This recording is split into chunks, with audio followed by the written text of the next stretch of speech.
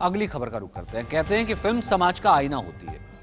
हमारे समाज में जो कुछ भी घट रहा है उसे फिल्मों के जरिए दिखाया जाता है, लेकिन कुछ फिल्में रिलीज होने से पहले ही विवादों में गिर जाती हैं, जिसके बाद उस पर सियासी और मजहबी बयानबाजी शुरू हो जाती है।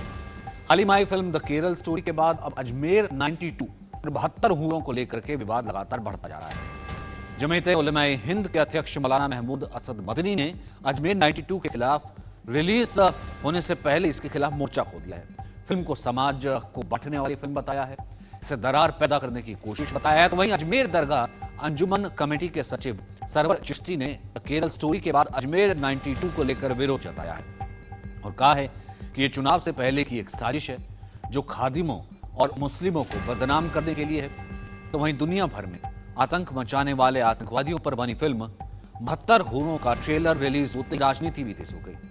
सिर्फ ट्रेलर रिलीज होने पर राजनीति शुरू हो गई, फिल्म का विरोध शुरू हो गया, तो कहीं पर इसको समर्थन भी मिला। ऐसे ही सूफी इस्लामिक बोर्ड ने इस फिल्म का समर्थन करते हुए स्वागत किया है।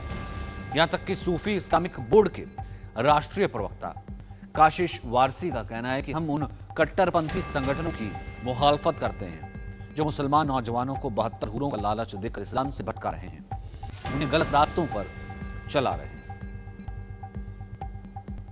ये भी जानकारी मिली है कि अजमेर 92 के नाम से एक फिल्म बनाई गई है जिसमें हज़रत ख्वाजा मोइनुद्दीन चिश्ती अजमेरी रहमतुल्लाहि ताला अलैहि के ताल्लुक से गलत फहमियां फैलाई जा रही हैं और उसमें इस तरीके से अजमेर शरीफ को पेश किया गया है जैसे अजमेर शरीफ कोई बहुत खतरनाक जगह हो और वहाँ की शिक्षा जो दी जाती है वो बड़ी खतरनाक शिक्षा है।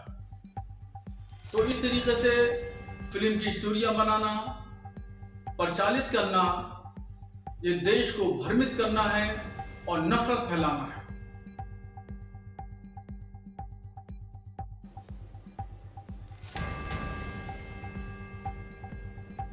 कुल मिलाकर के सीधी सी बात बताइए कि आखिरकार बाकायदा ही कहा जाता है आतंकवादी संगठन है, आप कसाब का कबूलनामा देख लीजिए और तमाम चीज़ें देख लीजिए, जो हमेशा ये कहते रहे हैं कि नहीं अगर आप जिहाद करेंगे, अगर आप यहाँ पर देखिए जब 7/11 किया गया, मुंबई अटैक किया गया, उसमें भी कसाब ने कहा कि हमें तो यही सिखाया गया था कि तुम जितने लोगों को मारोगे, जितने लोगों की जान लोगे, उसके बाद जो है तुम्हें जन्नत नसीब होगी अगर तुम इसमें मारे भी जाते हो।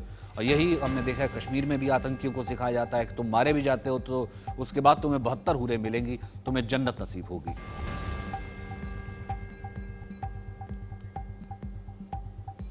तो खबरों की दुनिया में कुछ बातें ऐसी होती हैं जो मौजूदा घटनाक्रम यानी आजकल जो हो रहा है उसके नीचे दब जाती हैं। जैसे 1992 का अजमेर सेक्स स्कैंडल, इस मामले में सबसे ज्यादा लड़कियों को ब्लैकमेल कर गैंगरेप किया गया था। इनमें आरोपियों के चेहरे भी सामने आ गए थे। पिछले साल तक इसकी सुनवाई सुप्रीम कोर्ट में चली थी। अब इस पर फिल्म बनी है तो मुस्लिम समुदाय इसे बैन करने की मांग कर रहा है। इस वजह से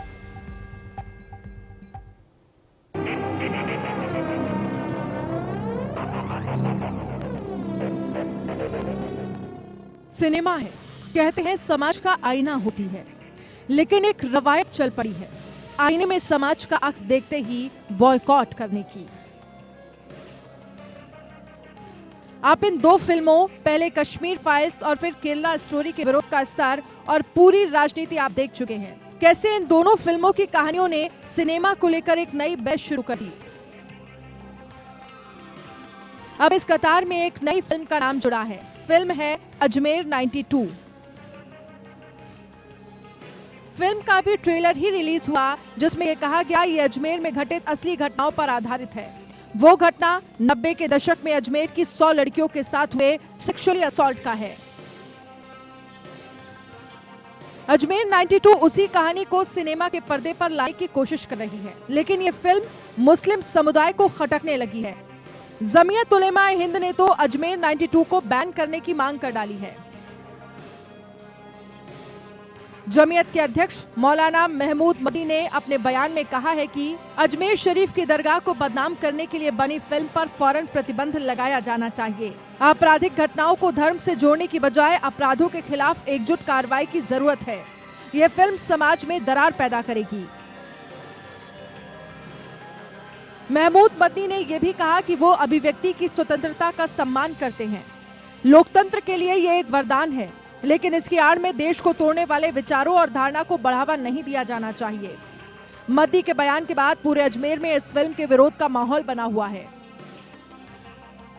अभी जानकारी मिली है कि अजमेर 92 के नाम से एक फिल्म बनाई गई है, जिसमें हजरत ख्वाजा मोइनुद्दीन चिश्ती अजमेरी रहमतुल्लाहि ताला अलैह के ताल्लुक से गलत फहमियाँ फैलाई जा रही हैं और उसमें इस तरीके से अजमेर शरीफ को पेश किया गया है जैसे अजमेर शरीफ कोई बहुत ख़तरनाक जगह हो और वहाँ की शिक्षा जो दी जाती है वो बड़ी ख़तरनाक शिक्षा है।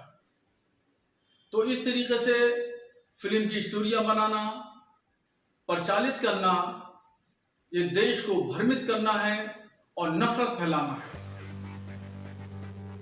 पुष्पेंद्र सिंह के डायरेक्शन में बनी अजमेर 92 में जरीना वाहब, सयाजी शिंदे, मनोज जोशी और राजेश वर्मा मुख्य किरदार निभा रहे हैं। फिल्म की कहानी 1992 में पहले 100 से ज्यादा युवा लड़कियों को ब्लैकमेल करके उनके सीरियल सेक्सुअल असॉल्ट पर आधारित है। इस तरह का विवाद संजय पूरन सिंह चौहान की फिल्म 72 हूरों को लेकर भी खड़ा हो रहा है।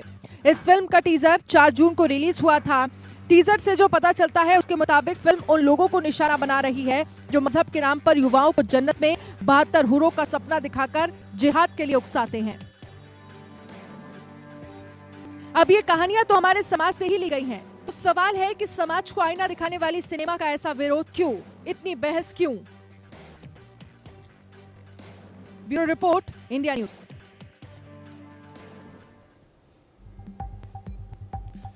तो अजमेर 92 फिल्म अभी रिलीज नहीं हुई है। इसमें रियल स्टोरी को कैसे दिखाया गया अभी कुछ भी नहीं पता है। हम आपको दिखाते हैं इस असली कहानियां, किन किन आरोपियों के चेहरे कोर्ट में बेनकाब हुए, किन्हें उम्र कैद की सजा हुई और आज इस केस का स्टेटस क्या है। अगर ये सब कुछ पब्लिक डोमेन में है तो क्या इस पर फिल्म बनाना गलत है?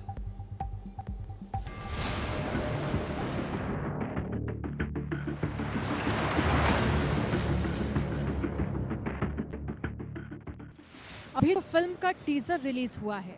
इस ऐलान के साथ ये फिल्म 1992 के अजमेर सेक्स स्कैंडल पर आधारित है। इसे कैसे दिखाया गया है, क्या दिखाया गया है, कुछ भी पता नहीं, लेकिन सिर्फ इस कांड के जिक्र से ही इतना बवाल। अभी जानकारी मिली है कि अजमेर 92 के नाम से एक फिल्म बनाई गई है, जिसमें हजरत ख्वाजा मोइनुद्दीन चिश्ती अजमेरी रहमतुल्लाहि ताला अलैह के ताल्लुक से गलत फहमियाँ फैलाई जा रही हैं और उसमें इस तरीके से अजमेर शरीफ को पेश किया गया है जैसे अजमेर शरीफ कोई बहुत ख़तरनाक जगह हो और वहाँ की शिक्षा जो दी जाती है वो बड़ी ख़तरनाक शिक्षा है। तो इस तरीके से फिल्म की स्टोरियाँ बनाना, प्रचालित करना, ये देश को भ्रमित करना है और नफरत फैलाना है। हम तो प्रमोट नहीं कर रहा है ना, हमको हम सॉफ्ट कॉर्नर रखते हैं। क्राइम इज अ क्राइम, चाहे वो कोई भी कम्युनिटी करती है। लेकिन इसमें सिर्फ खादिम समुदाय के नहीं, बहुत सारे समुदाय के लोग हैं और कोई मुझे एक समुदाय बता दें जिसमें अच्छे और बुरे लोग नहीं होते हैं। लेकिन आप पूरे समुदाय को कटोरे में खड़ा करेंगे और दरगाह को कटोरे में खड़ा करेंगे, इस पर हमें ऑब्जेक्शन है। तो इस चीज को अजमेर की दरगाह से, गरीबनाज की दरगाह और एक पर्टिकुलर समुदाय से दूर रखा जाए। अजमेर 92 के विरोध में ये मौलानाओं के बयान तो सिर्फ नमूने भर हैं। सवाल ये है कि इस घटना की सच्चाई जानते हुए पुलिस, कोर्ट और कचहरी में सारी फाइलें दर्ज होते हुए भी किसी को एतराज क्या है? इस सवाल की तस्दीक के लिए सबसे पहले आप उस दौर के अखबारों में छपी रिपोर्ट्स की कतरने देख लीजिए। कैसे 100 से ज्यादा लड़कियों को ट्रैप में फंसाया गया, उनकी न्यूड फोटो ली गई और समझौते के लिए तैयार नहीं होने पर उनकी फोटो शेयर की जाने लगी। आगे की कतरनों में आप देख सकते हैं, इसमें 2 आरोपियों के चेहरे साफ नजर आ रहे हैं, नसीम और फारूक चिश्ती। नफीस उर्फ टार्जन मामले नामजद होने के बाद फरार हो गया और 18 साल बाद पकड़ा गया। इसी तरह सोहेल चिश्ती 26 साल बाद सरेंडर किया। तो फारूक चिश्ती 2007 में सजा सुनाए जाने के बाद मानसिक बीमारी का शिकार हो गया। ये सारी कतरने उस दौर के अखबारों की हैं जब इस मामले को लेकर लंबी चौड़ी जांच पड़ताल हुई थी और इसमें इन आरोपियों की मिली भगत सामने आई थी। चूंकि कुछ आरोपियों पर मामला धारा 377 यानी समलैंगिक संबंधों से जुड़ा था, इसीलिए बेल मिल गई। लेकिन लंबी सुनवाई के बाद 8 आरोपियों को उम्र कैद की सजा सुनाई गई। इनके नाम हैं नफीस, इशरत अली, परवेज अंसारी, फारूक चिश्ती, पुत्तन, हरीश तोलानी, कैलाश सोनी, पुरुषोत्तम। इन 8 आरोपियों में 4 मुसलमान और 4 हिंदू भी हैं। तो फिर मुस्लिम समुदाय को ही सिर्फ ऐतराज क्यों? क्या इसलिए कि कोर्ट ने इन 8 आरोपियों में से 2 फारूक और नफीस चिश्ती पूरे कांड के मास्टरमाइंड साबित हुए। चिश्ती होने के नाते इन दोनों के परिवारों का ताल्लुक अजमेर शरीफ दरगाह से है। जयपुर की अदालत से लेकर सुप्रीम कोर्ट तक इस मामले की सुनवाई चली और साफ हुआ कि कैसे ब्लैकमेल की गई लड़कियों को मारुति वैन से ले जाया जाता था और एक फार्म हाउस में गैंगरेप किया जाता था। इस मामले की सुनवाई पिछले साल तक चलती रही थी। 1992 में जब ये मामला खुला था तब अजमेर में मजहबी तनाव बढ़ गया था। हालत ये हो गई थी कि अजमेर शहर को कई दिनों के लिए बंद करना पड़ा था। जिन लड़कियों का यौन शोषण किया गया था उनमें से कुछ तो सामने आई, लेकिन कुछ का आज तक पता नहीं चला। इनमें से कई लड़कियां बेहद साधारण परिवारों से थीं, जो अजमेर में पढ़ाई के दौरान ब्लैकमेल गैंग के चुंगल में फंस गईं। यानी कहानी में गुत्थी तो है, कोर्ट में सुनवाइयों का लंबा सिलसिला है, आरोप तय करने का पूरा आधार है और 8 आरोपियों को सजा सुनाए जाने की वजह भी। ये सब कुछ पब्लिक डोमेन में है। तो किसी फिल्मकार ने इस पर फिल्म बना दी तो किसी मजहब का मखौल कैसे उड़ गया? ये ठीक है कि अपराधियों का कोई मजहब नहीं होता, लेकिन जिनका अपराध साबित हो चुका है उनका मजहब क्यों देखा जा रहा है? Bureau report, India news. Ajmer 92 नाम की फिल्म को लेकर रजा अकेडमी में बाकायदा एक समय एक बैठक हुई। ये संस्था खुद को उर्दू साहित्य और संस्कृति की प्रतिनिधि कहती है, लेकिन जरा सुनिए इनके मेंबरान ने क्या कहा। रजा अकेडमी का एक अहम पैगाम हम सारी दुनिया तक ये पहुंचाना चाहते हैं कि अजमेर 92 मूवी पर हुकूमत हिंद फौरी तौर पर बैन लगाए, इसलिए कि इसके अंदर सिर्फ एक मज़हब का नहीं बल्कि सारे मज़ाहिब के लोगों को ठेस पहुंच रही है। इसलिए पहुंच रही है कि वो सबके सब उस दरबार में जाते हैं, उस दरबार से मांगते हैं और अपनी मन की मुरादें वहाँ से उनको मिलती हैं, तो उन लोगों को तकलीफ पहुंचाई जा रही है। लिहाजा हम रजा अकेडमी की जानिब से ये मांग करते हैं कि फौरी तौर पर उस फिल्म पर पाबंदी लगाई जाए। दरअसल अजमेर 92 पर विवाद क्या है, ये हम आपको बताते हैं। अल्पसंख्यक समुदाय को टारगेट करने का आरोप लगाया जा रहा है। रजा अकेडमी यही कह रही थी, तमाम और जो मुस्लिम धर्मगुरु हैं वो ये कह रहे हैं। दरअसल 30 साल पहले अजमेर में आपराधिक हमले पर बेस्ड है ये फिल्म में टीनेज लड़कियों पर जुल्म को दिखाया गया है। 100 से ज्यादा लड़कियों के सीरियल सेक्सुअल असॉल्ट की कहानी है। फिल्म के कंटेंट को लेकर के जमीयत उलमाए हिंद ने मोर्चा खोल दिया है। मौलाना महमूद मदनी ने फिल्म को बैन करने की मांग की है। अजमेर शरीफ की दरगाह को बदनाम करने की इसे साजिश बताया है। तमाम लोग कह रहे हैं कि अजमेर शरीफ दरगाह को बदनाम करने की साजिश है। फिल्म अजमेर 92 समाज में दरार पैदा करेगी, कहना है महमूद मदनी का। वहीं पुष्पेंद्र सिंह के डायरेक्शन में यह फिल्म बन रही है अजमेर 92। लेकिन एक सवाल ये भी उठ रहा है, जब उस वक्त पूरा मामला सामने आया था, हम आपको बताते हैं कि आखिरकार ये पूरा मामला है क्या, तब आपको समझ में आएगा। जब पूरा मामला सामने आया, पूरा मामला उसके बाद कोर्ट में भी गया, तो इस पर फिल्म बनाने पर आपत्ति क्यों है मुस्लिम उलेमाओं को? क्या है ये पूरा मामला? अजमेर में 1992 में एक घटना उजागर हुई थी। उस वक्त अखबारों में खुलासा हुआ था, सैकड़ों लड़कियों की ब्लैकमेलिंग का मामला सामने आया था। लड़कियों में ज्यादातर हिंदू परिवारों की लड़कियां थी और हिंदू परिवारों की लड़कियों के साथ गैंगरेप की तस्वीरें सामने आई थी और इन्हें ब्लैकमेल किया जाता था। इन लड़कियों को ब्लैकमेल किया जा रहा था। इसके जरिए दूसरी लड़कियों को भी बुलाया जाता था। 250 से ज्यादा लड़कियां इस तरीके से शिकार हुई थी। आरोपियों में खादिम परिवार से भी 2 नाम थे। खादिम परिवार से भी बाकायदा 2 नाम थे। कुछ आरोपियों को सजा हुई और कुछ बरी हो गए। तो अब इस पर विवाद क्यों? 72 ने एक और फिल्म आ रही है, उसको लेकर के विवाद। आतंकवादियों पर फिल्म बनी है, लेकिन विवाद उलेमाओं को क्यों हो जाता है? जब आतंकवादी खुद ये कहता है अपने मरने से पहले कि भैया मुझे सिखाया जाता है कि जाओ किसी को भी मारो, लेकिन उसके बाद आपको 72 हूरें मिलेंगी। अब उसके ऊपर अगर फिल्म बन रही है, आतंकियों की ये मानसिकता सिखाई जाती है, तो इस पर आपको क्यों एतराज़ हो रहा है?